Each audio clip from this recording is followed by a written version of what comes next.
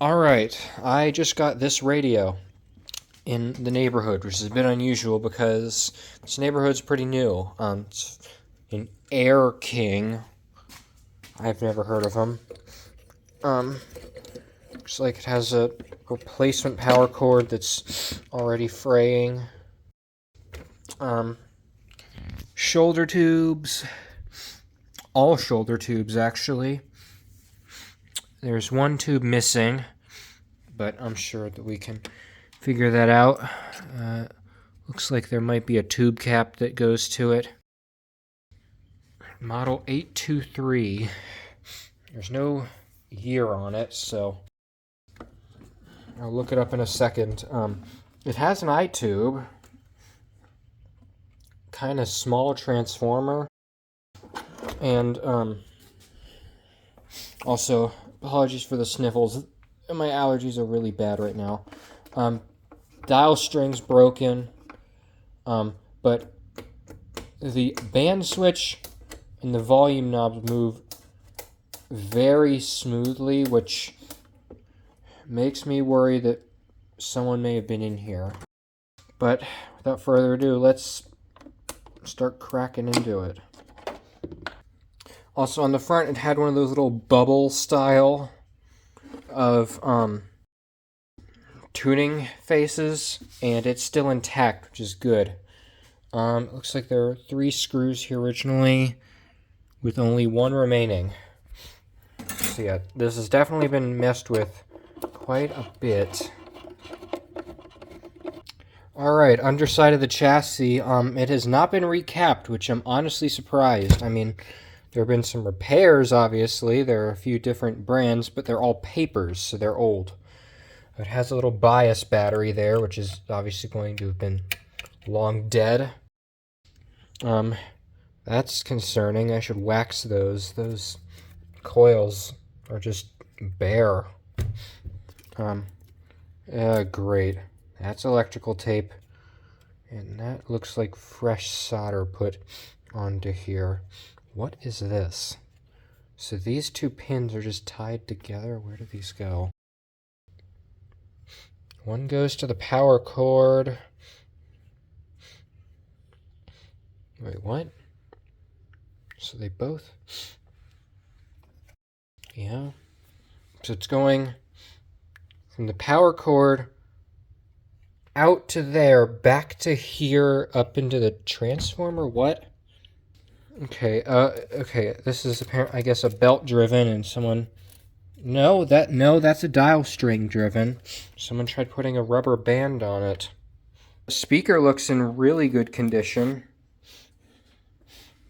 There's our condenser, which is disgusting. Starting to rust. So that'll have to be soaked. 6A7, not 6A8. That's interesting. So that's probably a 6K7. It's probably a 6Q7. Oh, geez. Okay. That's an audio output transformer that got tacked on there with, like, blue tack. No, that's actually blue tack. What the... This is probably... Oh no, that's a Type 80 tube. I don't know my numbered tubes that well. Or at all. 25L6 is what this one is.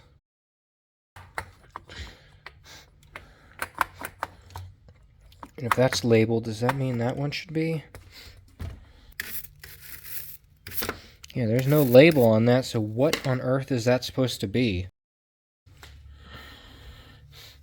I mean, if this is just an All-American 5 with a transformer, I see everything I need. Detector, I should say converter, IF amp. Yeah, that's definitely probably a 6Q7 given it has a shield on this.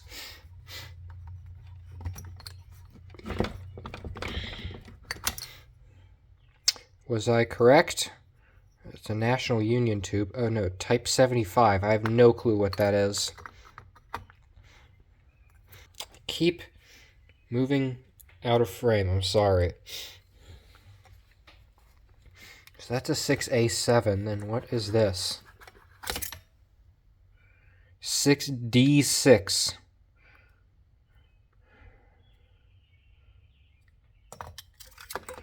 I should have filmed with the other phone so that way I could be researching this on the fly.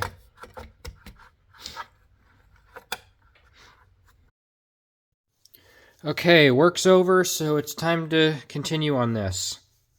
I found out what is missing here. It's a ballast tube, interestingly, a type 2BG, which, as you can see here, is put in series with the primary of the transformer, but if you look it up, that says it's supposed to be for like 2-volt battery radios.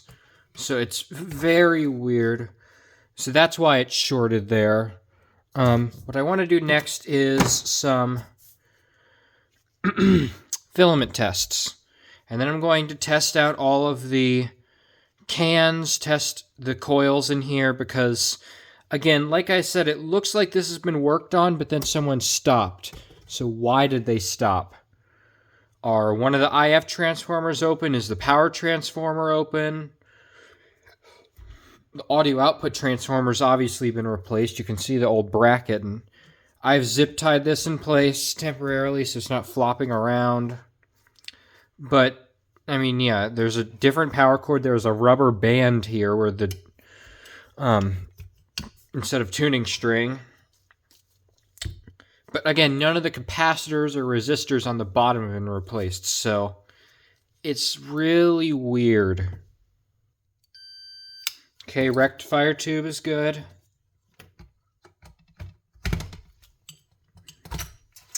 This is the 6V6. Good. Huh? Okay, this is weird. The schematic shows a 6V6, but the socket says 25L6. That's our type 75.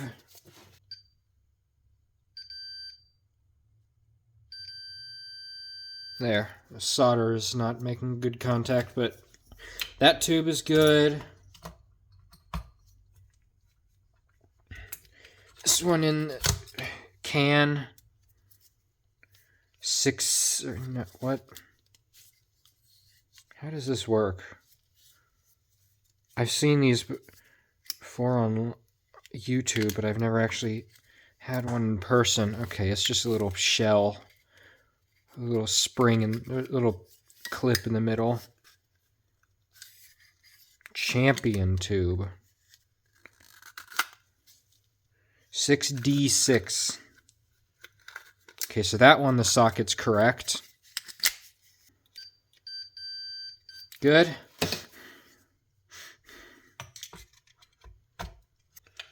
So what are you? 6A7. Okay, so we're all good on the tubes. Let's flip over to the bottom side.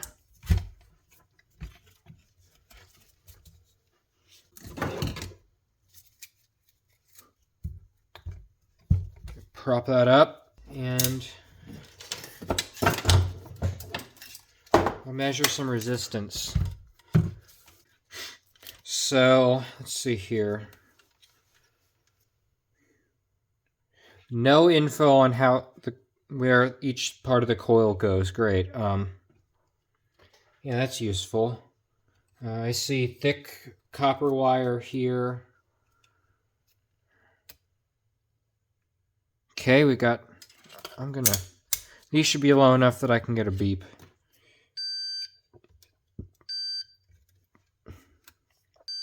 Okay, I'm gonna say they're good.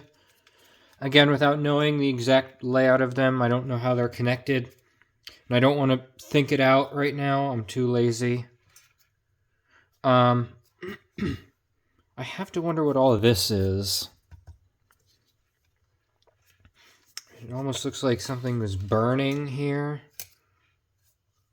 I mean, this is just a ground wall. I guess, okay, that's your antenna, that's your ground. That's stupid. Why did they not put terminals on the back? Let's see here. Where are transformers?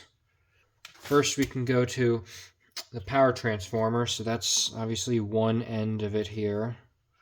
I guess I'll just jump to here and here. Oh, that's what the... That's not a smart idea. That's the volume control anyway, but yeah, they just tied it in the middle of the air. Okay. That's not it. That's it.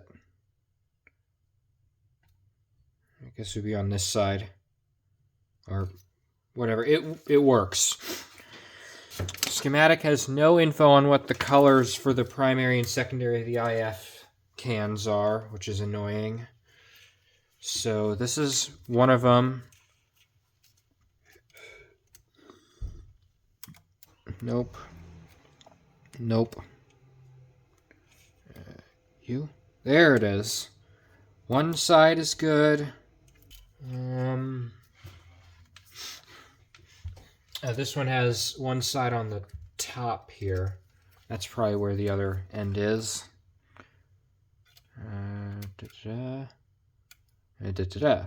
That's it. Okay. Now those both are 12 ohms, which sounds about right. Keep moving this out of the way. Let's try you. Nope.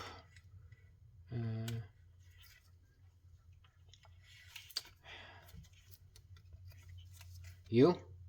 No. You. Huh? There's one. 31 ohms, that sounds about right. Sounds a bit higher, but that is within the range I'd expect. And good. Okay. So, we're all a go for the tack job, which is taking a bunch of these like Chinese caps and some of my, where is it? Assorted ones, including some other Chinese ones that I've put in here. Just sort of the junk caps here. And replacing the paper caps. And then also tacking in some electrolytics, like cut one out. Like cut a wire out and then stick the electrolytic on it instead. You get the point. So we can power this on. I don't like powering any of these on with papers. I used to try to do that and it would blow. Or not, it blew on me.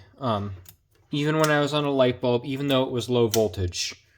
It gave me a nasty shock. Because both sides were high voltage. You get the point. Yeah. Alright, that's going to have to do it for this video. That took way longer than expected to edit. Stay tuned for the next video where we power it on, recap everything, and diagnose some interesting faults that you'll probably want to see. Hopefully that'll come out next week, possibly even sooner than that, but I can't promise anything. Anyway, thanks so much for watching, and I hope you have a great day.